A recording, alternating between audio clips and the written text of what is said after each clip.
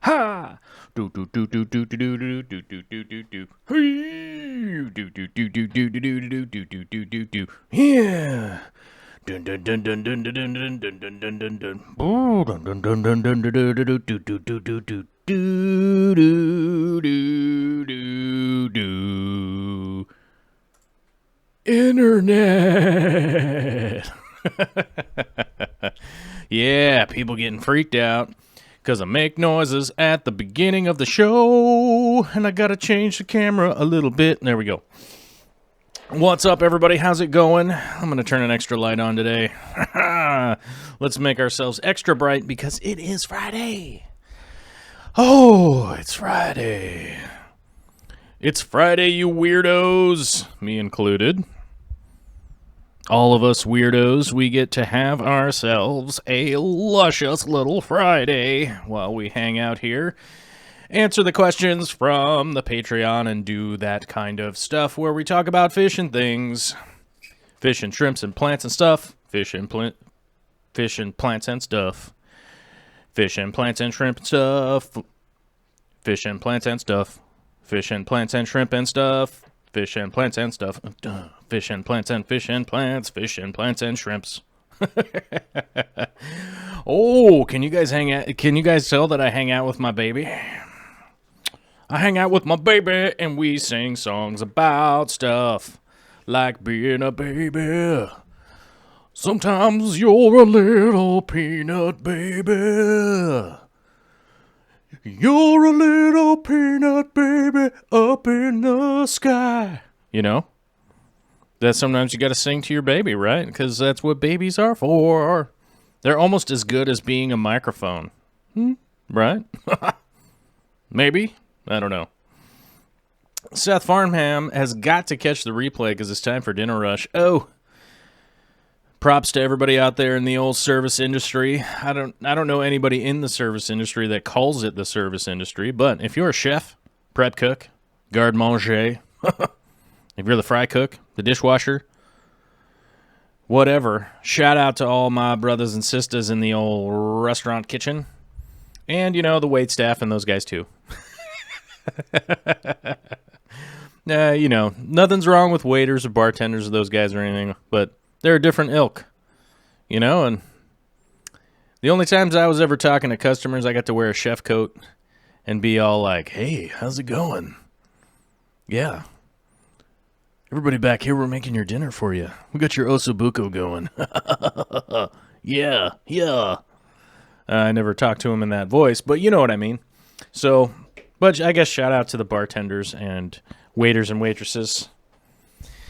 And I say waiters and waitresses because server sounds weird. That's always sound weird to me, you know, like at some point in time, like they decided to no longer call them waiters or waitresses. And they switched over to server, I think, because it's more ambiguous, like, as far as the, what do you call it? Like, you know, if you're a male or a female, it's like a, like they don't say stewardess anymore. What do they say? Flight attendant, right?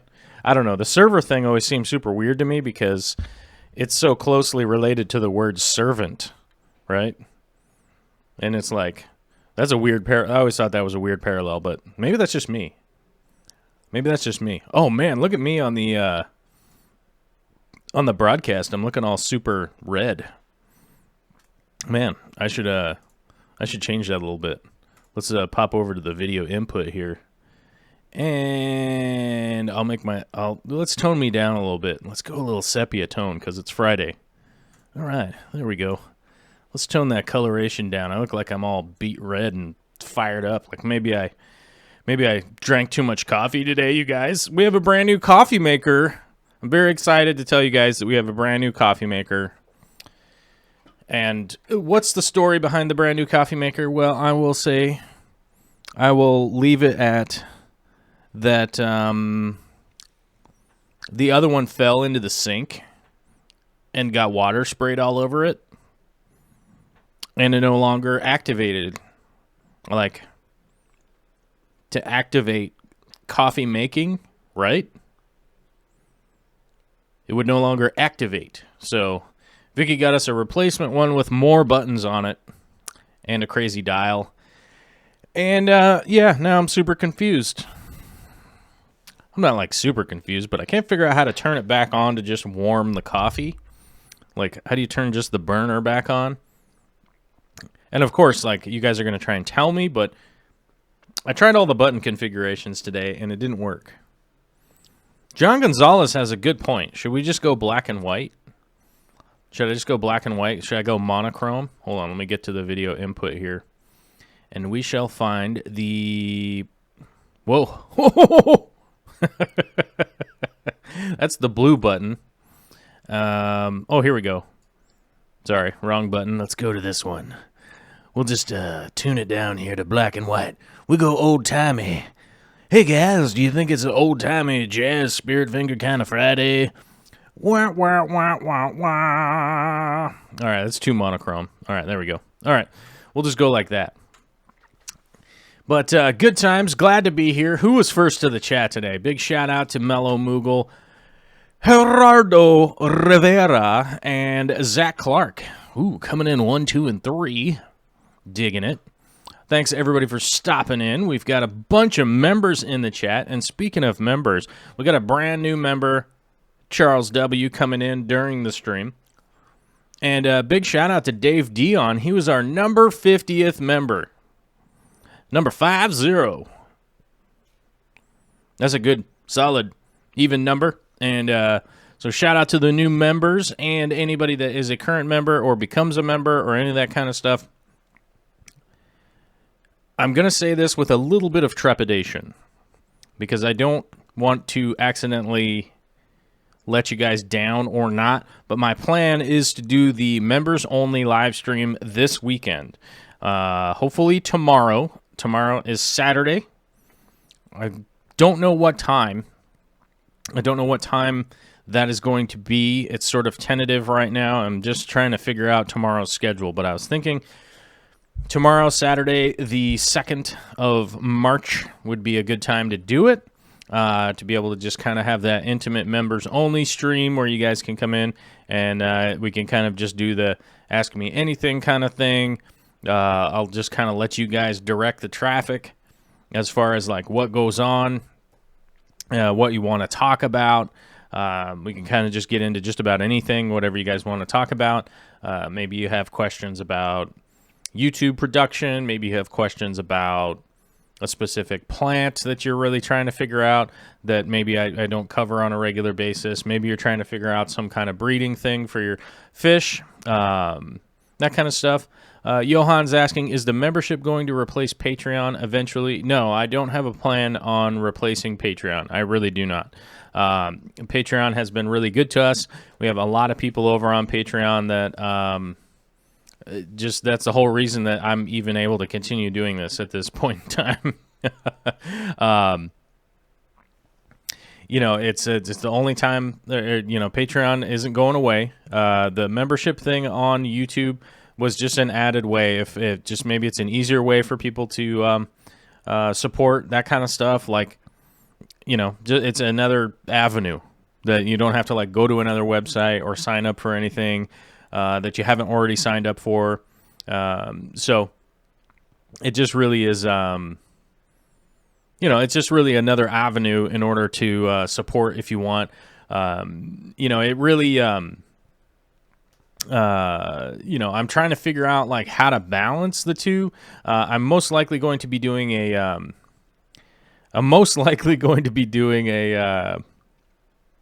Patreon thing moving forward. I haven't figured out what that is because I'm already doing a lot of live streams and stuff like that. So I don't know if it necessarily feels like a real, you know, reward to the Patreon people or whatever. But I will post the, I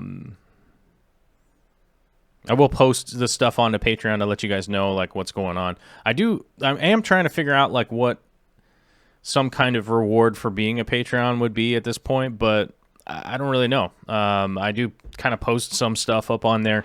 I am considering I am considering a thing where I'm probably going to post some Patreon-specific videos, because I have a lot of content from the Patreon posts and stuff like that I would like to start producing more, more productions about certain things specific off of there. I'm trying to work out a workflow in order to do that, which right now I think I have the microphone that will work. It's basically just like a little lapel mic that I can actually plug into my phone and it actually works. Like my other one didn't work for whatever reason. It's like a different amount of, connectors going in there, so it wasn't working. And so I think what I'm going to start doing is start, posting up some little short videos on there and stuff like that of, answering specific questions and stuff. Aquarium Co-op is in the chat. Look out. And he's got the 1 month. He's got the 1 month pin along with Alyssa, and I don't see who else. Alyssa Bentley, who's been on the show, and she's hopefully going to be on the show again. We'll see when that happens. I am building out the new studio, so that's hopefully going to get better and better as the show continues on here. But Aquarium Co-op says, let's talk about lifetime sheds tomorrow. And I'll legit tell you that my back hurts today. I don't know. I'm just kind of sore today because was up in the cold working on this lifetime shed for Corey. It's like a 20-foot by 8-foot shed that he needed. And we ordered it, or Corey ordered it, and we put it into the spot, and it took a lot longer than anybody anticipated to put that thing together. It was extremely frustrating thing to get to put together. Like it was like not easy. The instructions weren't in the box, so we had to print the instructions out, and it was like pretty much some kind of thing to navigate at every turn of trying to figure it out, and then putting the roof on, it cracked a piece, so I'm gonna have to repair a piece of the plastic on the roof. I don't know, it's just kind of crazy. Fish Sticks is asking questions. Let me check this out here. Let me read it. CO2 question for you. How do you infuse a 200-plus gallon tank? Tried 3 different products. Large diffuser from the Coop, Sarah External, and another large in-tank diffuser. I don't use diffusers. I use reactors, Fish Sticks. And I have probably, I want to say 4 videos up on how to build them out of stuff that you could get at Home Depot or whatever hardware store that you like. Whatever hardware store out there that you're into, it's all just parts you can get at a hardware store. So as long as you have, a good regulator that's actually going to regulate the CO2 coming out of the pressurized tank into the hose, you'll be able to feed that in, and it actually is pretty easy. That's how I do my 120-gallon tank, 220-gallon tanks, the 150-gallon tank, the 240-gallon tank. That's how I do my CO2 and all those. I find 100% a reactor to be a way better method, essentially, of stabilizing the CO2 availability to the plants in my aquarium. It's something that I probably dove way too deep on, investigating and testing and doing a bunch of stuff, and it just seemed to be the best. Is it perfect? Oh, no, not perfect. Certainly not perfect. I would love to find the perfect thing someday that would work out, but reactor seems to be the best bet at this point, especially without damaging the beneficial bacteria colonies and stuff like that without going too crazy. Let's see. Scott Williams stopped by the Aquarium Co-op yesterday and grabbed myself a bag of spiderwood and the twigs and the bag of Sierra Stone Nano pieces. Great stuff. Yeah, that is awesome. If you guys haven't spun over to check out the Aquarium Co-op, the whole reason I was building that giant shed is to store all of the extra aquascaping wood and rocks and all that kind of stuff. And I will tell you guys, that bag stuff is awesome. I moved a ton of boxes and stuff like that of it, but they're going to run out fast. So, I'm not saying go out and spend all of your money right now or anything crazy like that. But, I'm probably going to go up and buy some next time I'm up there, because I have to go up and buy a new little air pump. I need to get a new air pump. So I'm probably going to go up there, I don't know, sometime. And I'll probably be picking some up myself. So it's not even a matter of... I'm not even saying like, oh, just go buy stuff. It's like literally like it's good, and I'm going to even buy some of it. And I would remind people that the Aquarium Co-op is our affiliate sponsor. So if you go through our affiliate link and head over there, it doesn't really matter what you buy, but if you're going to run over there and buy stuff, be sure to go through the affiliate link. It basically just lets Corey know that, hey, you came from here, and yes, we do get a small little kickback on it. So as much as you can order, for sure, always don't go over budget. Just expand your budget. Don't go over your budget. Just make that your budget's bigger. Like, go win the lottery or something. I don't know. And buy it all. I don't know. That's a soft pitch, guys. If you want to buy some rocks and wood and plants and stuff like that, then for sure, that's the spot to check. And if they don't have it there, feel free to comment down below something that you're looking for, and maybe we can help. I can help you source it out. I kind of know some spots, bruh. Speaking of affiliate sponsors, if you're going to go buy a bunch of crap from Amazon, I have an affiliate link for that too. Doesn't matter what you're buying. Maybe you're buying baby formula for your delicious baby. Wait, is that delicious baby? That's not delicious formula for your awesome baby. Is that better? Yeah, I don't know. Maybe you're buying that. Maybe you're buying yourself like an awesome screwdriver from Husky. Stabby screwdriver. Maybe you're buying whatever. I don't know. I've seen some strange things show up on that thing. Last time we checked, there wasn't anything too racy or anything like that. It was all pretty straightforward stuff. Actually, let's see. It's Friday. We might as well just take a minute to go take a look. Where's the... All right. Sorry, I have to... had to put in my password. Oh, what? Page not working. Ah. Stupid Amazon. Why don't you work? Why doesn't you... I mean, if they're like an e-commerce business, why doesn't there... Oh, yeah, here we go. And loading. Dude, I already signed in. Oh. Yeah. Where's the buttons? All right, there we go. Oh, I did it wrong. When you make a crazy, when you make a crazy password and then it's like super hard to type in while you're doing your live stream and there's like 150 people watching you fail. Oh, speaking of that, there's 150 people. We should have 150,000 likes on this video, right? Is that how that goes? Oh, here we go. AT&T 210 basic trimline corded phone. Oh my God, somebody ordered a phone? Oh, that is awesome. That is rad. I didn't even know this. They have corded phones still, you guys. I bet you somebody ordered this like for their shop phone or something. I bet you that's what it's for. I bet you there's some cool dude out in like Indiana that has like a shop, right? Like out on the back property. If I had to think, this is what I'd be thinking. He has like a big shop and he goes out there and he works on motors or something and they have a phone on the wall. I bet that's what this was for. But that is definitely the most interesting thing I've seen on here.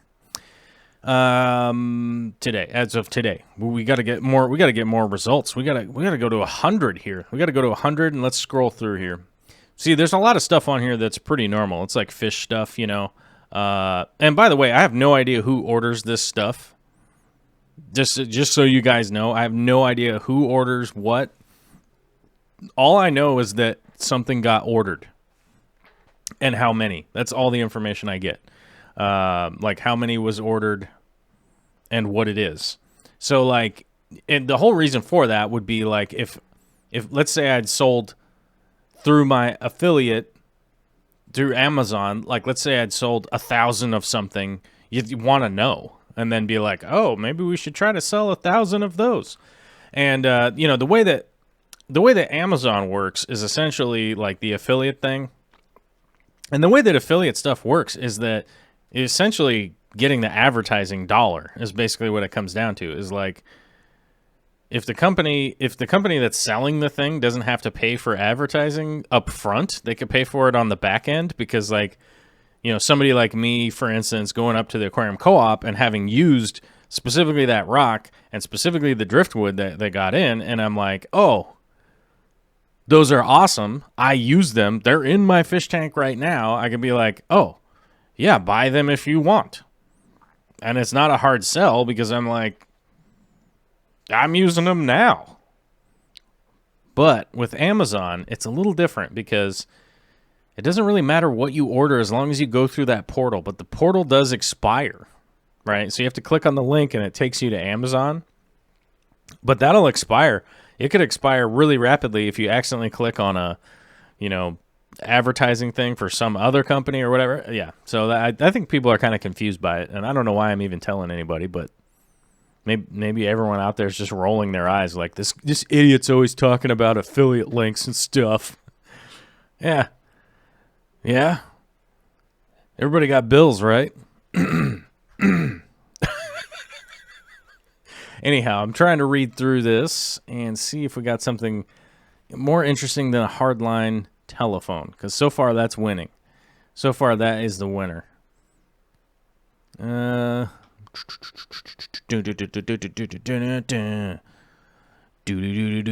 Ooh, somebody ordered a face shaver. Nice. That's pretty cool. Beard brush.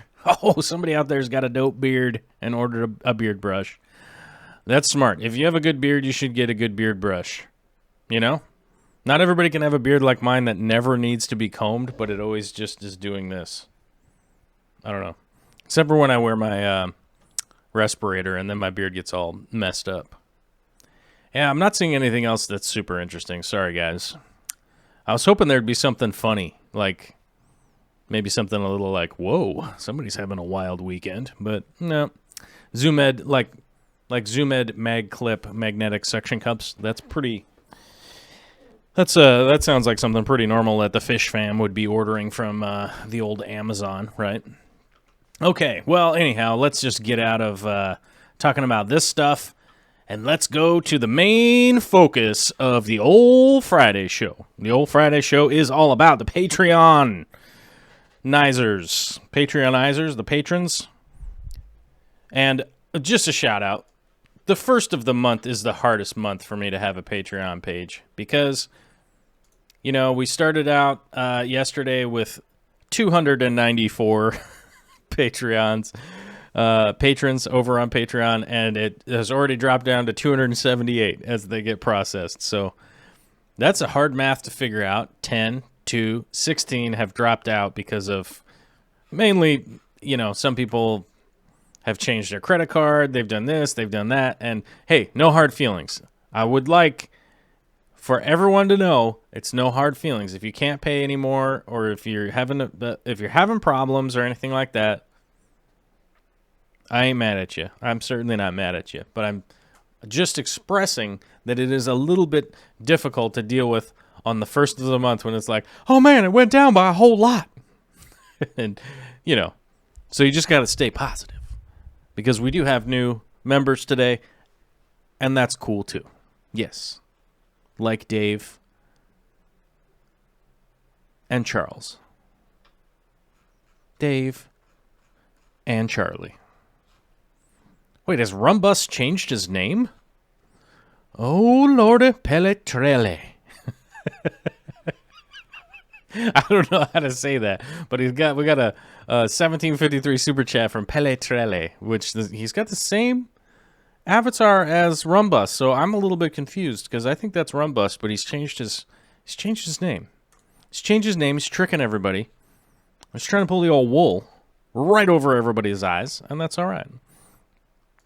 Let's see here. New Mexico Aquatics, can you please discuss trimming anubias? Do you decide by leaf size or amount algae or some other factor? Oh, I'm actually working on a video right now for that, so hold your horses. It'll be much better than me just talking about it, because you'll literally have visuals with me stabbing with scissors and stuff like that. So I'm literally working on that video.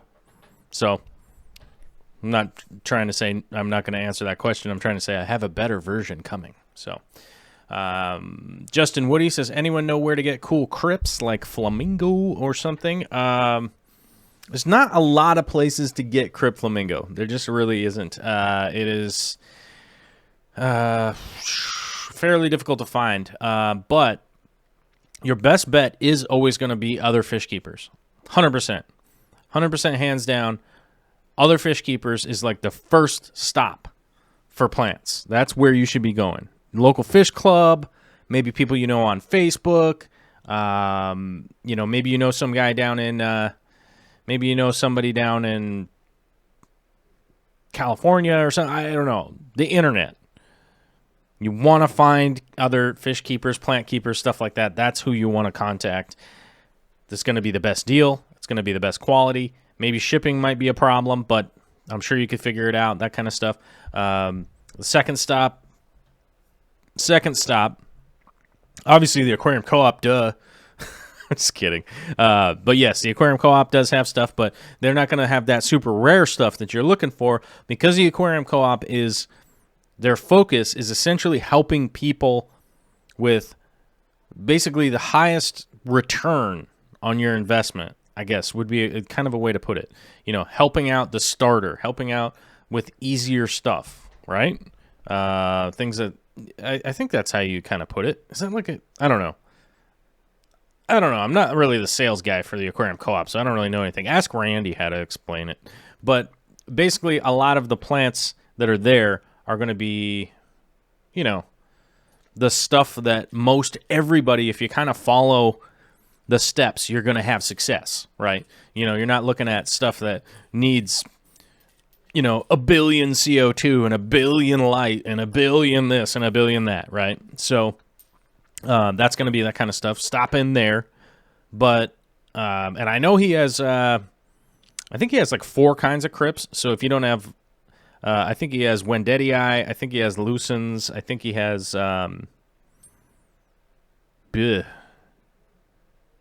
that's me having a brain fart right there. But I think they have like 4 types. So, maybe even more, maybe less. I'm not 100%.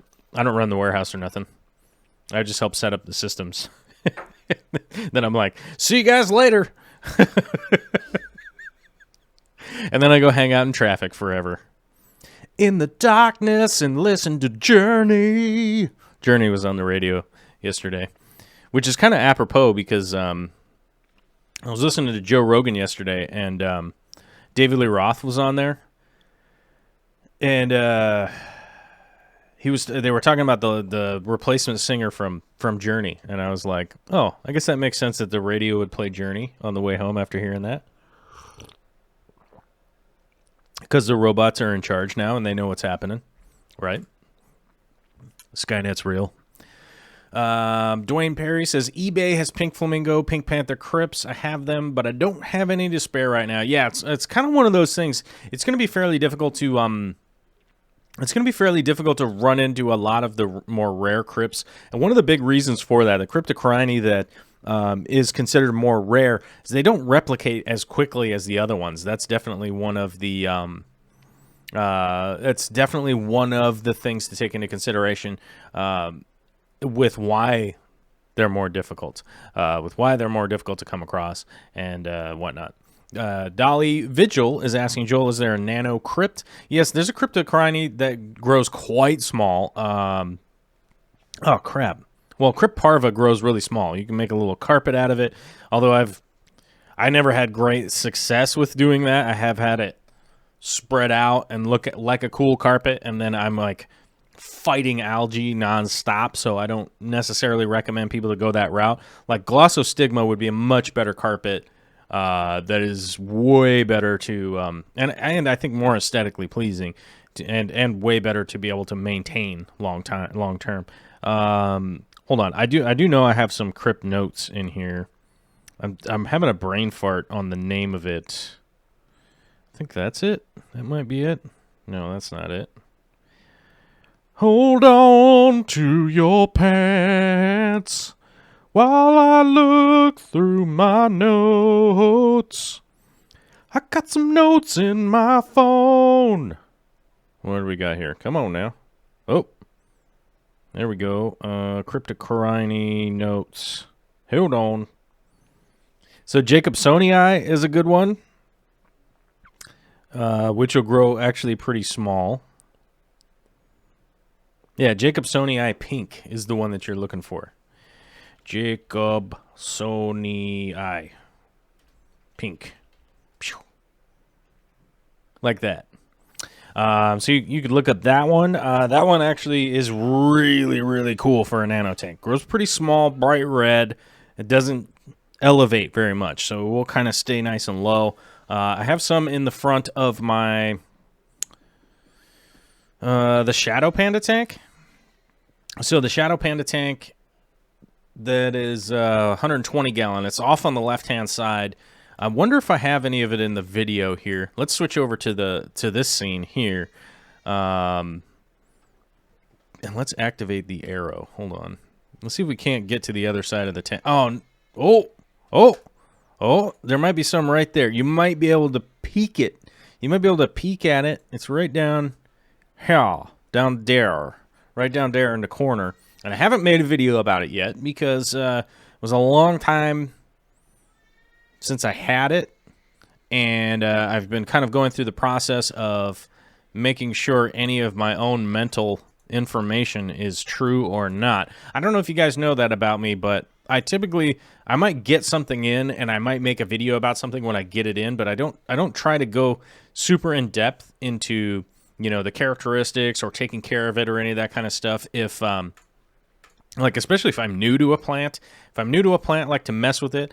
So a plant that would be a good example of that would be this one back here. So this Bacopa Carolina, it's Carolinia, but it was supposed to be the pink varietal, right? So I was like, okay, let me mess with this. Let me propagate it. Let me see how it is in comparison to the typical varietal.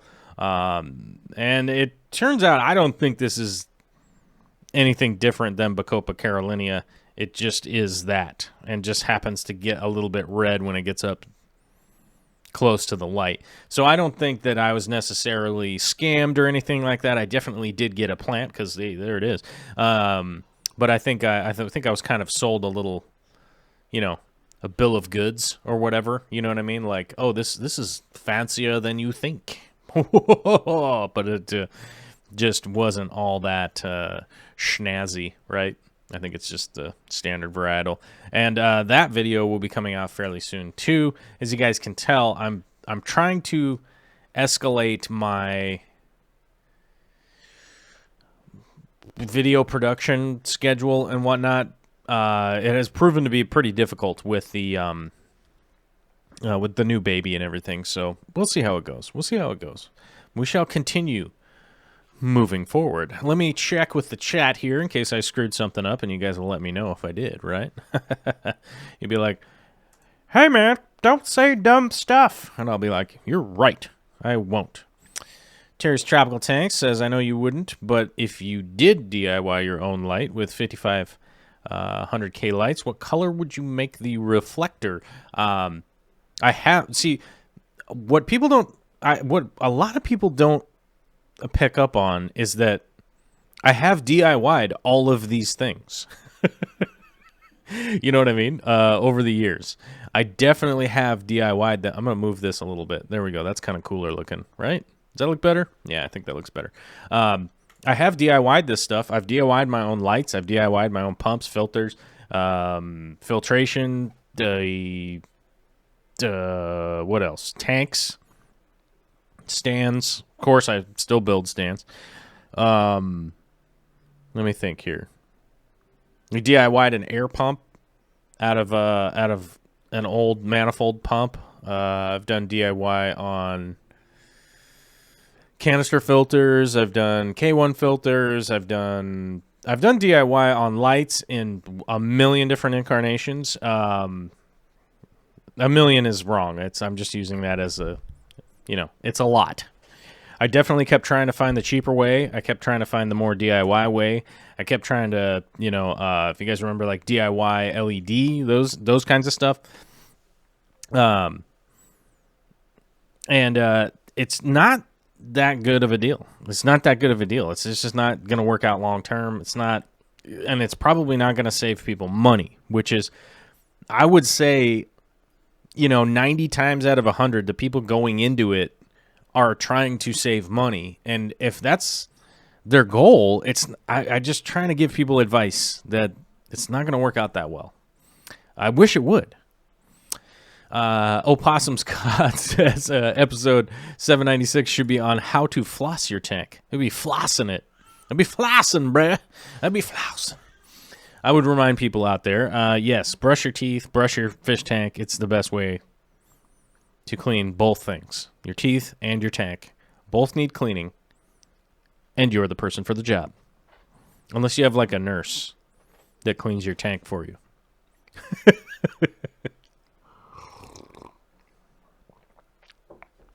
All right. So, people would be wondering what this is over here. Hold on, let me activate the arrow. What is this? What is this floating box over here from James? And I want to say Reet? I'm hoping I'm saying the name right. That floating box over there is from the Patreon page, where the patrons have been supporting the show for quite a while now, and I hope I'm coming through. I hope I'm coming through on the expectation from the patrons. You guys will see me click the little heart button over here. That's how I keep track of where we're at in the Patreon posts. Now, the Patreon is a site where people can go over there. It charges you once a month. It can be from $1 a month up to $15,000 a month if you like.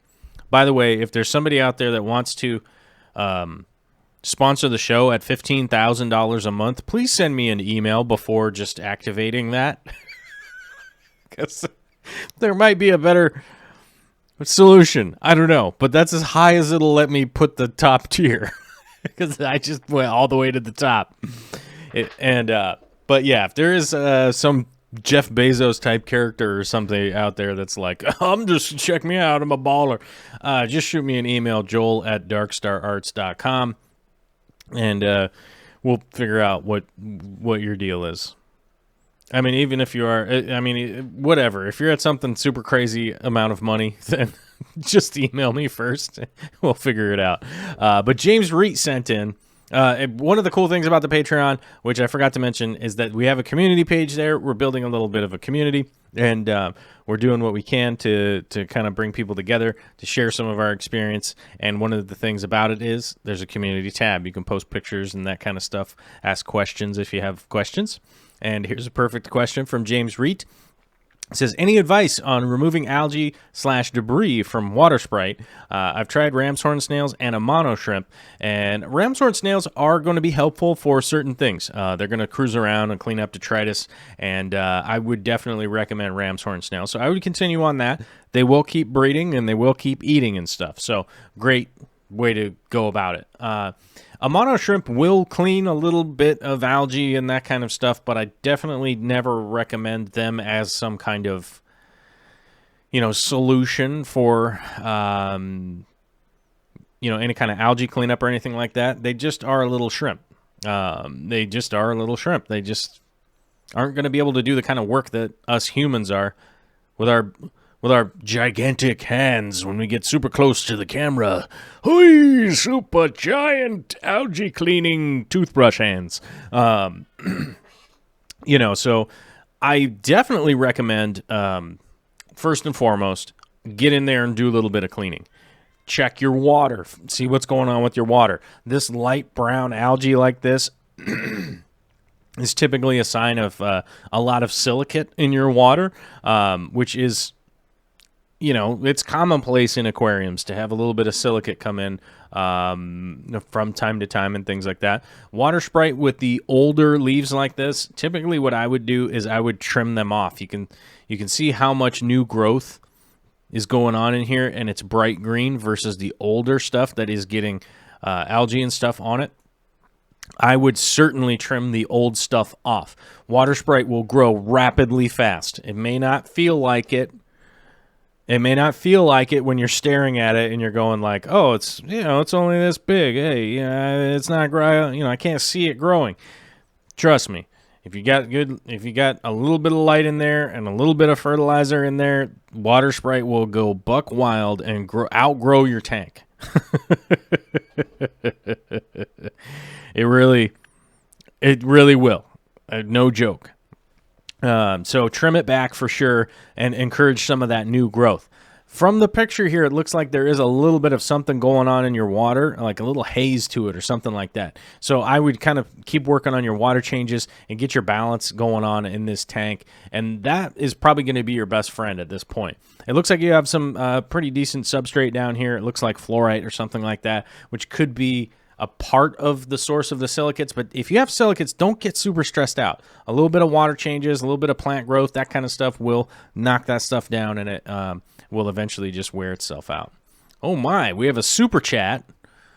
We have a super chat from the fish tank barn. It says, lurking, moving the jungle val out of the discus tank. Discus are happier. Oh, they were snowed in by the val. Okay, moving that jungle val out, which it is almost everybody's exact same thing, that they eventually get to a point where they like have to move the jungle val out. Same thing with the Water Sprite. So just keep rocking and rolling with that Water Sprite. Eventually it'll start growing like crazy and will probably beat out whatever's going on. So a little bit of water changes, a little bit of patience, a little bit of trimming, you should be fine. You know, if you're finding that over the next month period, the same kind of stuff still happening even with that, we'll kind of see, you know, send in a picture and we'll see what's going on at that point. Adrian, the new kid, send in this little tank right here, which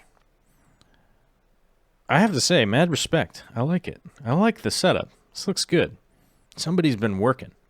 Says, hey guys, I'm new to Patreon, and Joel, your page is the first one I'm supporting. This is my 10-gallon shrimp tank. It currently has 1 beta and about 15 gold cherry shrimp. Any advice on my scape would be appreciated. Thanks. I'm going to be honest with you here. This 10-gallon tank, I really don't have anything to say as far as improving it. I like it. I like it a lot. So I'm kind of at the point where I'm like, I feel like if you did anything else, it would probably stop being so nice. And I like it. I like the Java fern in there. You got the Pentatophyta, which is going to grow. You know, I see some Aponogeton, I think. Is that what that is? And I don't know. It just looks really nice. It just looks, it looks good. I mean, I would almost say this is probably like the worst advice to give to anybody, but like maybe do another one right next to it. That's the Mirrorscape. I don't know. Maybe that's the better move. I don't know. I don't have a whole lot to be like, man, you should add some more driftwood because you already have a good amount of little driftwood making a good flow. I don't know. I like it. I just let it grow. Because that Pentatophyta is reaching towards the top, which is going to be going buck wild and growing out the top, which, you know, that's going to be cool. Leslie sent in on a picture from, let's see, February 6th. So we're almost a month since this picture was taken, but this was just from the 22nd. It says, I finally found some pink Crypt flamingo. I've also had this Fluval spec for a couple of months, but haven't been able to set it up until recently. This pic was taken on 2/6. Oh, there we go. Since the date is printed on the photo.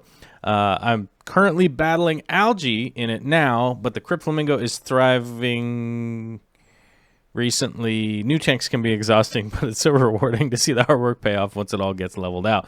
I agree with you on that, and I definitely appreciate you sending this in. Now, I will tell anybody out there that is watching or listening or whatever, these Crypt, pink flamingo Crypt, the pink panther Crypt, same thing. They do take a little bit of time for sure. to get established within the tank. So just have some patience with them. They definitely melt. It takes they grow a lot slower. The pink flamingo is a variant of the Wendetii. So it is going to take a while to get going. Now Wendetii, like bronze and green and stuff, will grow and replicate really quite rapidly, but this variant just takes a lot of time. So just be patient with it. Although you have some other quick growers in there, which will probably give you something to do in the meantime. And I don't ever add anything like the Roman pillars myself. But I appreciate that people are getting a good use out of them. I think once this grows in, it'll look kind of cool. It'll look pretty cool. Rock placement looks good. What is that? Oh, okay. That's a little Fraseri going tall over here. You might want to move those to the back, though. That's the one thing I would change a little bit here. I would move that Fraseri to the back. Grassy Peak sent in. The Grassy Peak checking in with a 4-eyed butterflyfish, which, by the way, if you know anything about saltwater tanks, is I'm not saying it's the most highly sought after, but it's definitely a sought after fish. And I never know how to say the Chidadon. I don't know how to say that part, but the Capistratus says, I caught this gal in Shinnecock Bay on the south shore of Long Island. Hopefully I'm saying that right. I don't know. We are fortunate in that these guys come up the Gulf Stream as eggs and larvae, which is crazy. I couldn't even believe that this got caught just off of Long Island. They settle out along the entire East Coast. In Shinnecock Bay, we see everything from angelfish to damsels, which is wild. I didn't even realize that myself.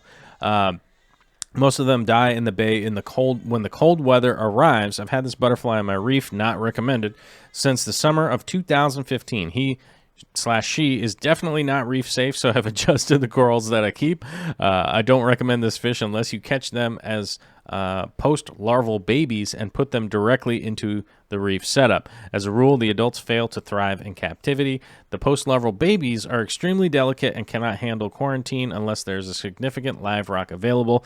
Cheers, Chris. Yes, I mean, these are well sought-after fish for sure. But you're right, they're not necessarily reef safe, but that just definitely depends on which corals you got and stuff and what they're going to eat.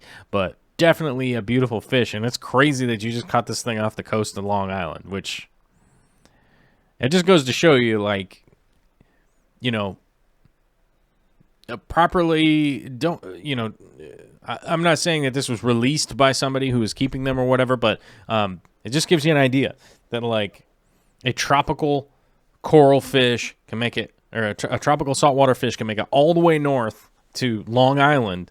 So just bear in mind, if you ever see somebody that's like, don't be so worried about the ecosystem, it's not that big of a deal. It's like, it's a good example right here, right?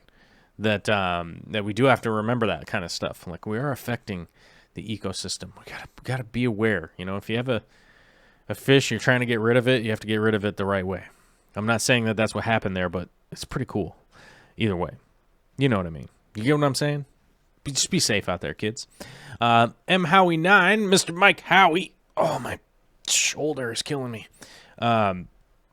Sent in the clownfish fry, which is pretty cool, man. He's breeding the clownfish. It's just cool, man. Mad respect. My clownfish breeding projects never worked out well. Says, I haven't updated the clownfish project in a while. Below is a pic of some snowflake ocellaris. There we go. Fry that I hatched today. I have added them in a 5-gallon tank and playing around with the flow from the airstone. I will keep you guys updated on the progress. Both the ocellaris and the tomatoes are spawning regularly every couple of weeks. I'm going to get some juveniles soon. That is cool.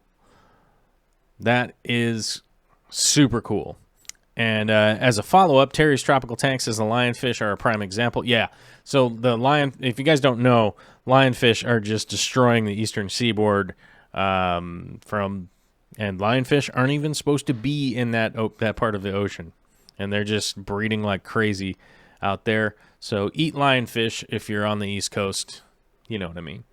Grassy Peak sent in, here we go, four-eyed butterfly in the bucket with a bicolor damsel. Mean little bugger, August 2015. Cheers. I like that. I will remind anybody out there, the bicolor damsel or any other kind of damsel are the cheapest fish at the reef store. They are super cool looking, and they are a nightmare to keep.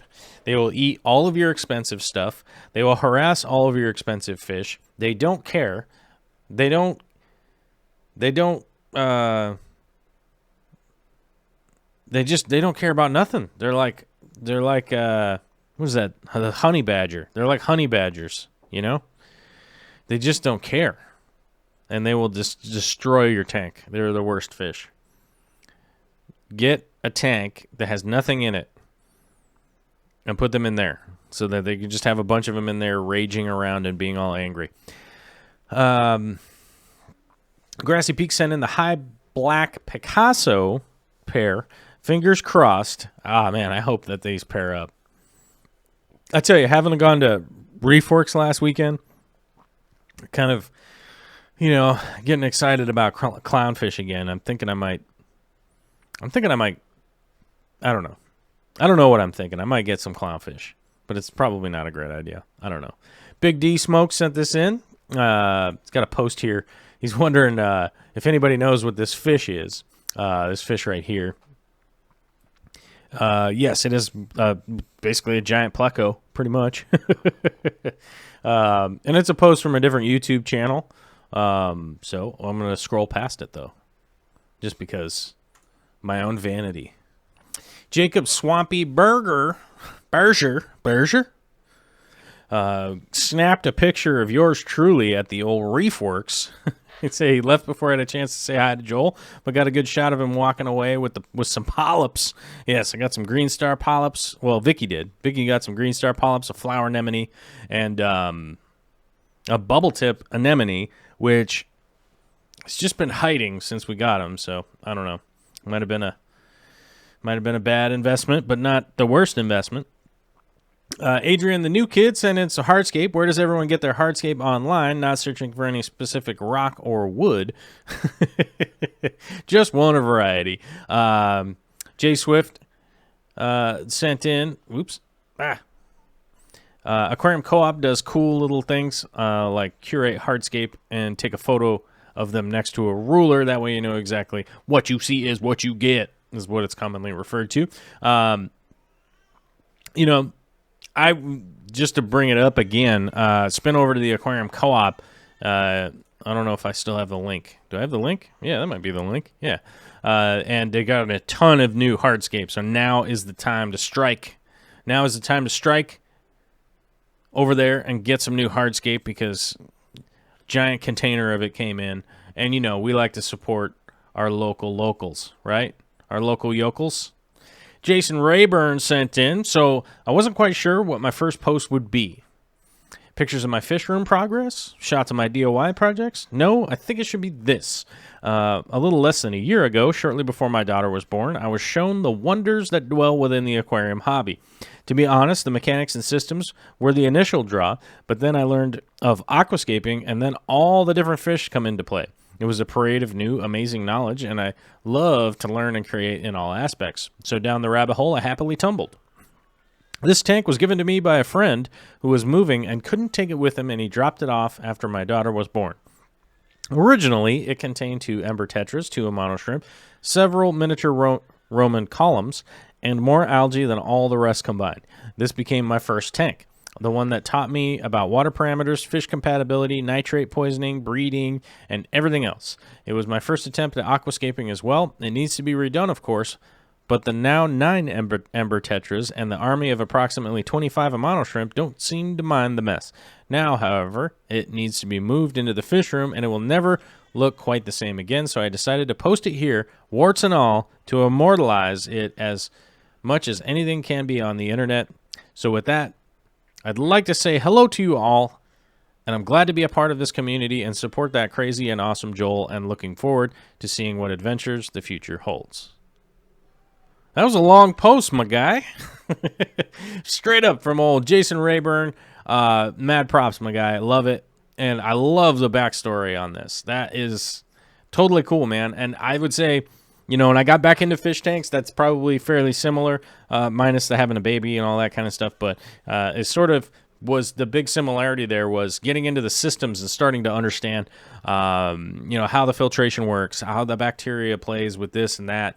A lot of the science and research that has gone in that has to be paralleled from other avenues. There just isn't that many people that are like, there isn't that many scientists that are researching fish tanks and fish tank systems and things like that. So it is a lot of digging in and really looking into, you know, looking into a lot of the, you know, biologists and stuff that are just, you know, they're basically researching, but it's not for a parallel for the fish community and stuff. It, you know, has to be converted to kind of figure out what's going on.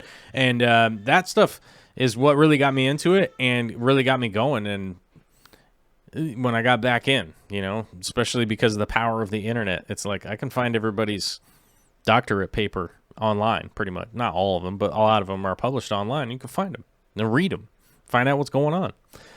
Jay Swift sent in the affectionately named the Fluval 2.0 Pasco mod. After watching Billy Pascal's 3.0 tips video, I decided to try and reduce the blue coming from my 2.0. Cue the electrical tape. You know, sometimes it does take just like the super cheap analog, you know, the analog versus the digital answer sometimes to get things to work, and this is pretty much the case here. And if you haven't seen Bentley's video, check out Bentley's video. It gives you a real good look at the Fluval 3.0 and how to mess with it. Kiwi Mamo sent in a spider plant. Oh, I can never say this right. Chlorophytum comosum. And I'm probably saying that wrong. The Viv... I screwed it up. No. Vitatum in flower, a.k.a. the spider plant. Ribbon plant, airplane plant. It has so many names, so many common street names. See the spider plants all around, and I still love them. And we converted our spider plant to a arrow leaf, though. And I still call it a spider plant, and Vicky tells me how dumb I am. And you know how it is. You know how it is. She's just joking. Okay, so here we go. I think it's very pretty. Each flower only lasts 1 day. Very easy to grow. Also is an air purifier. That's right. This is one of the plants that NASA actually recommends in its top 10, 8 maybe? Maybe it's 8 plants that are best at cleaning the air. Grown in water, it likes wet feet, roots below, leaves above. If leaves are too wet, they will melt. In soil, it prefers well-drained and allowed to dry out a little. I dip my potted mother plant in my aquarium about once a week. It prefers bright, indirect light and will have a distinct variegation, cream stripes. It will still do well with less light, but variegation will fade. The spiderling in the photo is in the shady side of my tank, so less variegation, more green. Propagation can be by seed, division, layering, or spiderlings. Yes, spiderlings. 10 months ago, I cut some spiderlings off the mother plant and floated them in my aquarium until they developed 1-inch roots, then moved them to my riparium, which is dope. That is cool. Highly recommend that move. The difference between the potted mother plant and the plants in the riparium are staggering size and slight color difference, although the color differences may have a little to do with placement and light. Variegation changes with light quality. The riparium plants are just over twice the size of the mother plant in leaf width and length. Spiderlings are bigger as well and flowers more prolific. Cut 2 to 3 spiderling stalks off a few days ago to propagate, and I got over 50 plantlets, which is dope. That's pretty wild. So they seem to be growing well in my riparium. Whoa, dropped my phone. Oops. Sorry, it wasn't meant to be a book.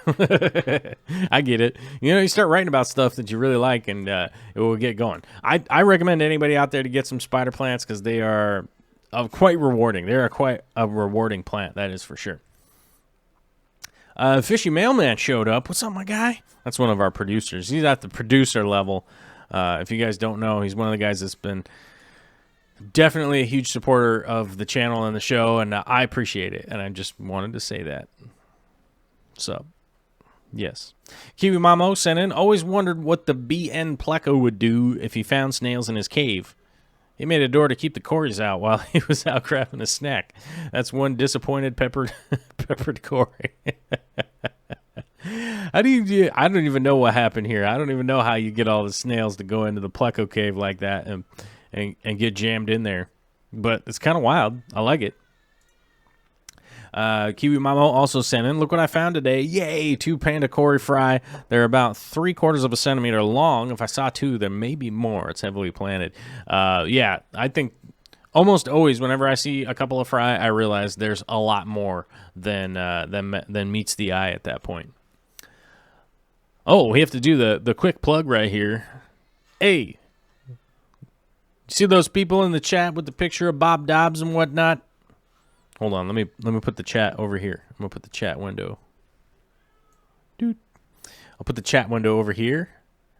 See them green ones? You see them green names and whatnot, and the people with the little avatar next to their name and stuff. That's because they're members. Highly encourage anybody to join up and hit that member button. It's a much easier way, I guess, than Patreon. I don't know. There's 2 different ways, but there will be a members-only stream coming up, hopefully tomorrow. I'm not sure what time, and just as a reminder. All right. Dominique Nadeau sent in I'm going to buy a used 40 breeder for cheap, and I wanted to set it with a 30-gallon sump. I already have the 30. I'm not sure if I want to drill my tank or just use a hang-on-back overflow box. What are your opinions on that? If you guys prefer tank drilling, which technique are you using for plumbing the overflow? Durso, Herbie, or Bean Animal? For Joel, you always say that you don't know how to pronounce my last name. The EAU and Nadeau is pronounced O in French. Like, oh my God, it's crazy to write the sound O. So we got Nadeau. Okay. Hopefully I got that right. Nadeau. All right. Maybe. I don't know. Hopefully. I always drill it with a diamond bit glass hole saw. That's how I do it. A little bit of water. I have a video of me doing it up on YouTube. You guys can check it out when you feel like it. Durso is great on glass tanks, although it is a little bit noisy, so it really depends on if you want to do a Herbie or a Bean Animal. The problem with glass tanks is that you can't really drill the bottom pane very often, because that's normally that bottom piece is normally tempered glass, so I would take that into account. I think it really just boils down to the setup, but I use Durso a lot. It definitely helps oxygenate the water, which, does build a healthier system. I do have a way around that, which is why I need to go get that new air pump from the Aquarium Co-op. I need to go get that fairly soon so that I can continue working on that project. And of course, I'll be making a video out of that so you guys can know. But, whatever you feel most comfortable with is going to be the best route to go. Just depends on how much work you want to do into it. Big Bill sent this in. This is the back view. Currently installing a 35-gallon can that will connect the 55-gallon sump for auto water changes. That's progress. Also, Aquarium Co-op just got a bunch of cool filter media in, just stocked up. This time I remembered to use the affiliate link. Well, thanks, Bill. I appreciate it, and I'm sure everybody appreciates it. I like what's going on here. I like the back access. I wish I had back access to, a lot of my tanks. I wish I didn't have to come in from the front, But I like the back access. That's pretty cool. And mad props. I'll have to turn on the arrow. I don't know if you guys anybody noticed, but he's got a little, man. I wish it was easier to turn the arrow around. Oh, that's the opacity. Oop, layout. I wonder if anybody noticed this back here. He's got this cool hydroponic kind of grow light situation going on over here. I really like that. I'd like to see that for sure. All right, moving on. And moving on. Alyssa Bentley sent in, aquarium responsibility, pull the mystery snail eggs, put them in the freezer. Throw them away after a couple of days. That is, if you weren't intending to breed them. I check my tanks every day for mystery snail eggs. Yeah, this is a great point. Definitely a parallel to the fish post that we were talking about earlier. You know, if you have extra stuff, if you have eggs, if you have any of that kind of stuff, plants, things like that, you definitely don't want to just go chucking them out into the environment and then just hoping for the best. And you know, come to find out 10 years later, there's been some kind of crazy invasion on in a place that you probably care a lot about, you know. So we just have to remember that. We have to keep that in mind. Dominique Nadeau says, hey, it's me again. I started my design for the 20-gallon I'm planning to make. I wanted to have a refugium to put some plants in and some trimming inside, and I'm going to put my heater and probably my diffuser inside. I chose to set the space in between the baffles to 2 inches because 1-inch Metalamat plus filter floss is 2.5 inches, and I want it to be snug. My biomedia is going to be in my first chamber. Any suggestions? Definitely, I have some suggestions here a little bit as far as the flow and working things out. It's very difficult for me to describe with just words, but you do want to make sure that your chambers are flowing properly. And what I would almost recommend at this point is setting the baffles a little bit differently if you are building this from scratch.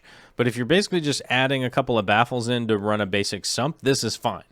I wouldn't be super worried about it. But let's see. So water will come in there, flow over there, flow back over here. Yeah, so I don't think it would be that far off, but I think the flow is going to be a little bit weird on this because I think you're missing a baffle. Yeah. So hold on. That's what it is that I'm trying to figure out. Let me get my arrow. You're basically missing a third baffle right here to set your water level so you don't end up with all this back pressure against this, right? Because this will have to fill up really high in order to push enough water down and back up and over. So what I would do is I'd add the third baffle right here. So 1, 2, 3.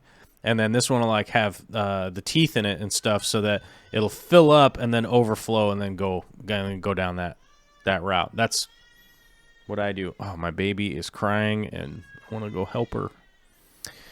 Oh, it makes me sad. The fishy mailman sent this in. Luckily, this is this morning, so we are getting down to time. I can go take care of my baby here in a minute.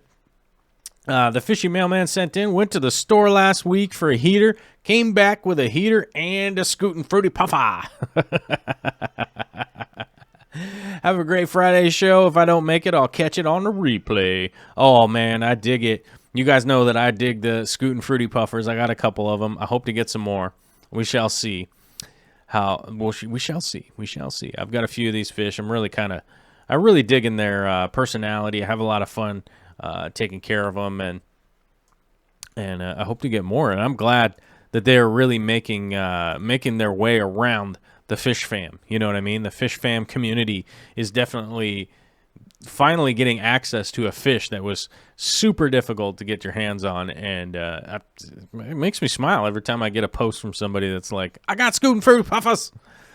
Johan S. sent in the fish of the week, the pearl gourami, which I forget if it's Trichopodus larii. I think that's how you say it, which is probably wrong. But the pearl gouramis is how we normally call them, or sometimes we call them peanut butter gouramis. You know what I mean.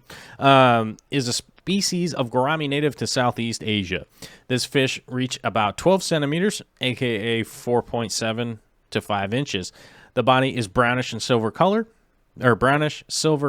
covered in pearl-like pattern with a distinct black line running from the fish's head and gradually thinning towards the caudal fin. A tank with a volume of 120 liters, as we know here in the United States, is 30 gallons, or over is adequate for a pair of pearl gouramis, although anything above that volume is greatly recommended since this fish shows signs of stress, abnormal aggression, and illness when feeling confined, which I can 100% verify as having been somebody who's kept pearl gouramis before. They will get massively stressed out in a small tank. You know what I'm saying? The pearl gourami has a very unusual and beautiful mating dance. The male builds a nest of tiny, durable bubbles. The female takes a position under the nest, and the male curves his body tightly around her from underneath, as if holding her. Her body quivers while she expels a few eggs. Next, he releases her and picks up the eggs in his mouth as they are slowly sinking, and he spits them into the bubble nest. Does that sound familiar to anybody out there? Very familiar to the breeding practices of the beta fish, beta splendens. It's right in there. It's right in there with the beta splendens for sure. Which I used to breed a lot, which is what led me to keeping some pearl gouramis. And someday I will go back. Someday I will just go back, that's for sure. Who knows when that'll be. I don't have a date set or even a goal in mind, so maybe someday. Largemouth bass, who sent this in, says, newly planted, 10-gallon, half moon with neons, and a beta. Fertilizing with Easy Green, should I dose it once or twice a week? Also, thank you for your advice on the wife's tiny 5.5 gallon. Your channel is great. Please ignore the ginormous heater, as I have to get a smaller one. Hey, we all have problems with ginormous heaters, and I just recommend growing plants until you can't see the darn thing anymore. Now, as far as advice on the Easy Green, if you could stick specifically 100% to a schedule on dosing your Easy Green, I would say daily, so more frequent, smaller fertilizations is going to be better, but just the chances of missing all the time, it's just not a great idea. So twice a week is pretty good. Once a week is good also, but you probably see a little bit more benefit from, staging out the fertilization. Just kind of look at it this way. Like if you put all the dog food out there for your dog for the whole week, right? They probably wouldn't be able to eat it all. They'd leave a little bit till the second day, right? Third or fourth day, they've run out. They're not starving. They're not going to die or anything. But it's not exactly the best environment for the same kind of deal with plants. You want to give them a little bit of fertilizer each day, but in reality's terms, just trying to remember to do it every day is tough, and it's not a great idea. Not a great idea to even set yourself up for like having to fertilize every day. It's kind of crazy. So once a week is good. Twice a week, that's totally good too. Mellow Moogle says, posted this in, said, are these things on my Java Fern galls? I apologize for the crappy pictures. The leaves slowly become ridden with these round things on both sides of the leaves, then decay and die. Thoughts, possible treatment. So this brings a lot of thoughts to mind. Now, Java Fern is one of those plants that is almost 100% of the time, especially when you buy it at stores or any kind of location, has been grown emergent of the water, right? Which means up above in the air, which means they're very susceptible to carrying around fungus and stuff. So this is the most likely candidate. These crazy little black spots and stuff like that are typically a fungus. What I do personally might be different from what other people are doing, but this little bit of discoloration down here and dying off on these leaves kind of gives me an indication that you may or may not have brought a fungus in on that plant. Now, don't stress out about it. It's not a fungus that's going to do anything to your fish or anything like that. It's not going to poison anything or nothing like that. So breathe a big sigh of relief. It's not a big deal. But you probably just brought in a little plant fungus, and that's probably what's going on. I normally trim these leaves off. I don't normally get like crazy aggressive with it, but I'll normally pluck them off little bit by little bit as new leaves sprout out, pluck off some of the old ones and things, and make sure that I'm giving enough fertilization and whatnot to just kind of work past that. And it does take some time. This Java Fern takes forever to grow. It's a big pain in the butt, but it's just reality sometimes. And, just work my way through it, keep the rhizome alive, and make sure they're getting a good amount of fertilizer. What is that weird noise? Oh, I was hearing a weird noise. But, yeah, just keep up the work. And you can clean these off, and you could probably, there's some dip and stuff that you could probably do, but just promoting the healthy growth of the plant is going to be the best thing. Is going to be the best thing to do, personally. Anything else super aggressive just runs things all. It'll start to run the tank into the ground. You know what I mean? So I would just stay consistent and keep rocking and rolling. And you'll work your way out of it. That's in my experience. I've worked my way out from that fungus. And if it's something else, we shall see. Mellow Moogle is one of our moderators here, so we do have some contact with her, and hopefully we'll stay in contact in regards to this, and we'll see what happens. Rumbust, the guy who super chatted earlier, if you guys missed out, he go into his other account so he could be properly represented on the channel here. Sent in a little macro photography, and I'm loving this shot. This is dope. You should send this to Chris Lukup and make him sad that he didn't take it. Playing around in the macro range today just for fun. Keep looking on eBay for a proper macro lens, but my extension rings works quite nicely, I think. Lots of light helps. Keep pushing that trigger. Question, what can I do to maximize my chances to breed crystal red shrimp? Special food, catappa leaves, caves. I won't find that the caves are really that important. A good planet tank is going to be plenty space for them to like hide out and stuff. So that's plenty of coverage of the planet tank. Plus, a planet tank has the added benefit of biofilm and stuff like that growing on the plants, the little microorganisms that they like to feed on. But if you are noticing that you're not getting a high return on breeding, first, make sure you have males and females. It does happen from time to time. That people only have one sex of the shrimp. So make sure you have some males and some females. And some supplemental food is probably going to be helpful to kind of kick off the breeding program. But one thing I would advise is making sure that you have a way to remove the excess food with just such a small colony that you have going on in kind of a small tank. That food can kind of overrun what's going on. Catappa leaves are always helpful in breeding pretty much every shrimp. Pretty much every shrimp out there loves a little bit of tannin in the water. Some breakdown of catappa leaves also promotes the microorganisms growing in the tank, which is their food. It's their main source of food. And that's going to be the biggest deal. And Rumbost also mentioned, when did Patreon make it so when you click on the images to see them larger? I can't remember that working before now. I will say this, it's been doing that for a while, because I have to remember when I'm on the show to not accidentally click on stuff, otherwise it gets all super big, and then, then it's all blown up and super big, and no one can figure out what's going on the screen. But I love this shot. Kind of wish it was mine, because maybe I'd turn it into a painting or something someday if I could ever get back to painting ever again. Who knows?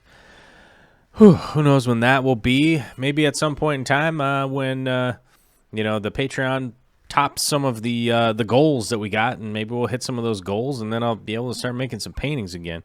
Maybe I'd be able to go to Aquashella or something like that and bring a painting with me, show it to people. Maybe.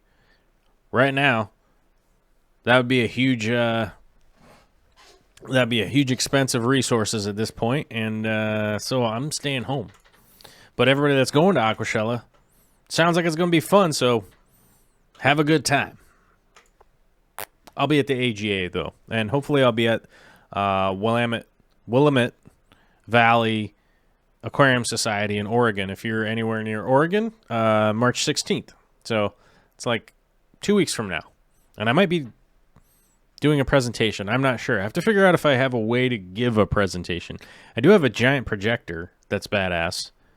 So maybe I'll be able to give a presentation. Just trying to figure out what I should be... I'm trying to figure out, like, what my presentation should be on. Devin Pepper says, really, my Java fern grows like a weed. I literally have to try and kill it. I've done hydrogen peroxide for algae, and I've trimmed them, and then float trimmings to grow more baby plants. Yeah. Well, where I'm at, I have pretty soft water here on the west coast of the U.S., so Java fern does go a little slowly for me, because I forget to add my wonder shell and stuff. But that's life. Let me run through the chat here. We're basically getting to the end. I think I saw Jeffro's fish keeping. I think I saw his avatar. Maybe not. I'm making it up. Let's see. Cherish says, how long will it take a standard valve to fill a 10-gallon Stingray 20-inch and Easy Green once a week? Any tips to speed up the process? Standard valve will fill that tank up in pretty much no time. And you're pretty much at you could add CO2. That would speed up the process. It would grow faster. But any kind of Vallisneria is going to completely overgrow a 10-gallon tank. And it will, by the time it gets overgrown, you're going to be like, that didn't take long at all.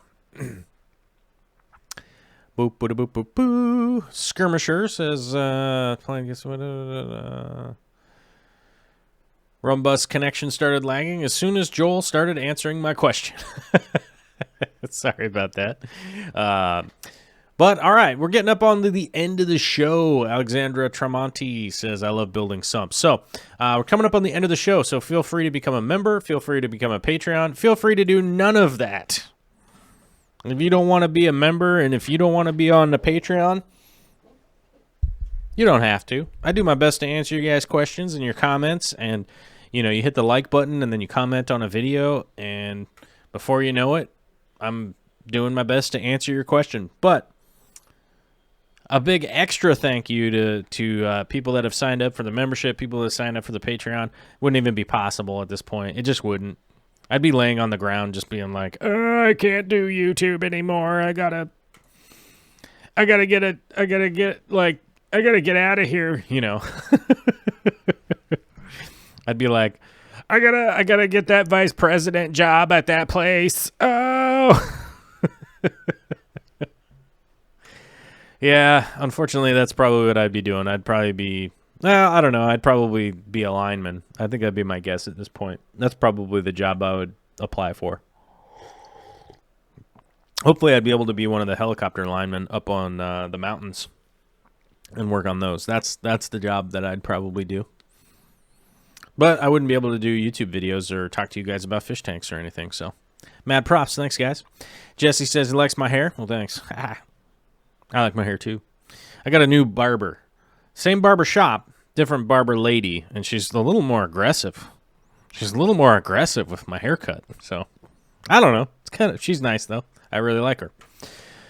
She says absolutely pretty much nothing to me the whole time, which is actually kind of nice when somebody's cutting your hair and they're like, how do you want this? And you're like, I'm like here, and I'm like here, and they're like, okay. And they just do it. And then they're like, and we're done. That's pretty much it. All right, guys. I got to get rolling. I've got to. Kit Kat McGee says, I'm just commenting to see if my badge has changed. Yes, it has. As you guys, the longer you're a member, your badge will change. It will update.